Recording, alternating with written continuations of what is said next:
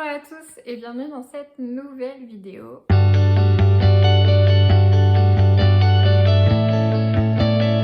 Aujourd'hui, on va parler des suites. Alors, tout d'abord, une suite, qu'est-ce que c'est? Une suite, on peut l'apparenter à une fonction qui ne prendrait que les nombres entiers. Donc en fait, on se retrouverait avec f0, f1, f2, f3, etc. Sauf qu'au lieu d'écrire f0, f1, f2, on va écrire U1, U2, U3, etc. Ensuite, il faut savoir qu'il y a deux façons d'écrire une suite. Il y a la forme explicite et la forme récurrente. Tu dois retenir que la forme explicite, c'est un en fonction de n, alors que la forme récurrente, c'est un plus 1 en fonction de un. Alors, la grande différence entre les deux, c'est que la forme explicite, elle va te permettre de calculer avec un n et d'obtenir directement le résultat. Par exemple, quand tu fais f de 1, tu mets le 1 dans ta fonction et tu obtiens directement le résultat. Tu n'as pas besoin de f de 0 pour obtenir f de 1. C'est ça la différence entre les deux. C'est que la forme explicite, tu vas obtenir directement ton résultat avec le n que tu souhaites. Si tu veux directement U100, tu rentres 100 dans ta formule, n égale 100, et tu vas obtenir directement ton résultat. Alors que pour la forme récurrente, tu auras besoin de U99 pour obtenir U100. Tu comprends que c'est pas très avantageux du coup.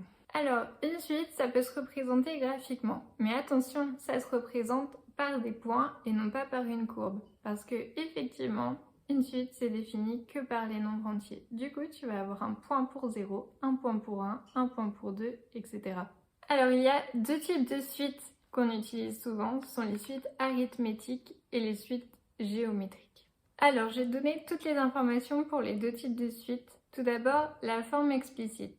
Pour les suites arithmétiques, elle est très simple. Tu fais un égale u0 plus nr. R, ce sera toujours ta raison. Et pour les suites géométriques, on dit que c'est q. Alors ça fait un égale u0, mais cette fois-ci fois q puissance n. Maintenant la forme récurrente. Alors la forme récurrente pour les suites arithmétiques, si tu as bien compris, c'est un plus 1 égale un plus r.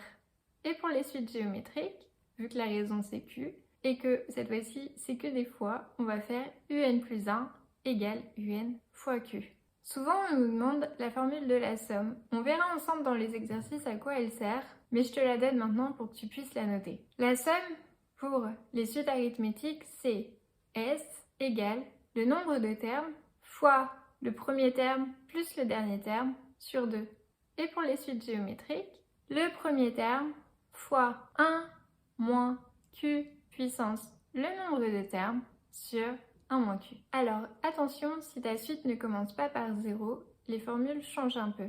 Je vais te les donner. On va considérer que ta suite elle commence à P. Alors pour la suite arithmétique, ça devient un égale up plus n moins p facteur de r. Et pour la suite géométrique, on aura un égale up fois q puissance n-p. Alors, souvent dans les exercices, on te demande de démontrer qu'une suite est arithmétique ou qu'une suite est géométrique. Pour faire ça, c'est tout simple. Je te donne la méthode maintenant, on la reverra en exercice. Pour la méthode, pour savoir si une suite est arithmétique ou non, il te suffit de faire un plus 1 moins un et de savoir si tu obtiens une constante. Pour la suite géométrique, c'est un peu pareil, sauf que tu vas faire un plus 1 sur un et tu vas voir si tu as une constante. Parfois, les suites ne sont ni arithmétiques ni géométriques. Il y a même des suites arithmético-géométriques. On le verra en exercice, c'est souvent ce qui est demandé. Ensuite, comme une fonction, on peut l'étudier, on peut étudier aussi les suites. Alors, ce qui va être important de savoir, c'est si une suite est croissante ou décroissante. C'est un peu le même principe que pour la fonction. Si un plus 1 est plus grand que un, alors ta suite, elle est croissante.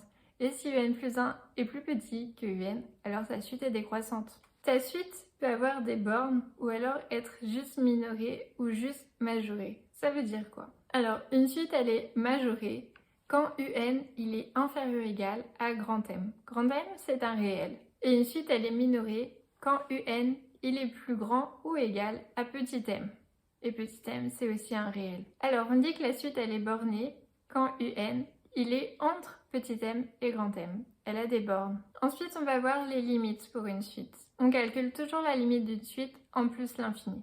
Si tu trouves une limite pour une suite qui soit un réel, alors on va dire que cette suite, elle est convergente. Si ta suite n'a pas de limite, alors tu pourras dire qu'elle est divergente. Une petite propriété qui va être importante, c'est la limite pour les suites géométriques, et notamment la limite de q puissance n. La règle, elle est assez simple. Si q il est compris entre moins 1 et 1, alors la limite en plus l'infini, c'est 0. Si q il est supérieur à 1, alors la limite en l'infini, ce sera plus l'infini. Et si q il est inférieur ou égal à moins 1, alors il n'y a pas de limite. Ensuite, les théorèmes sur les limites. Je vais te les dire et tu vas voir, c'est très simple. Si une suite elle est croissante et majorée, alors elle est convergente. Et si une suite est décroissante et minorée, alors elle est aussi convergente. On va aussi parler du théorème sur les gendarmes. On fera des exercices, peut-être que tu comprendras mieux, mais je vais déjà te le montrer là. Alors, le théorème des gendarmes, il prend 3 suites.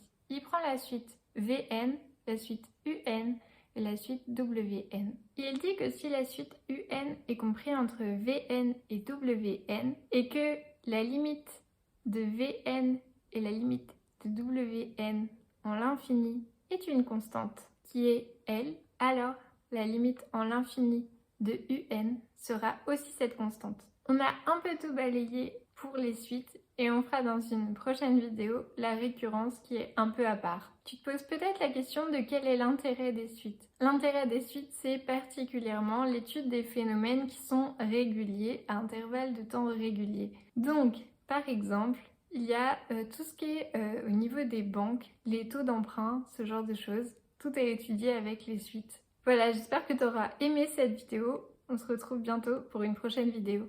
Ciao, ciao!